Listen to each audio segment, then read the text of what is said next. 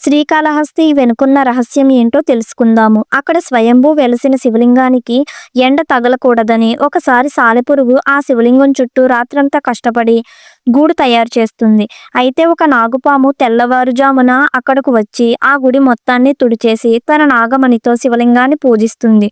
కొంతసేపటికి ఏనుగు అక్కడికి వచ్చి తన తొండంతో ఆ శివలింగం పైనుండి నీళ్లతో శుభ్రం చేసి పుష్పాలతో శివలింగాన్ని పూజించేది.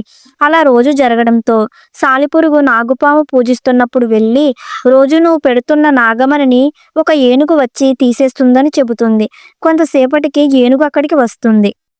పాము పెట్టిన నాగమణిని ఏనుగు తీయడంతో పాముకు ఎంతో కోపం వస్తుంది. ఆ కోపంతో ఏనుగు తొండంలోకి దూరిపోతుంది.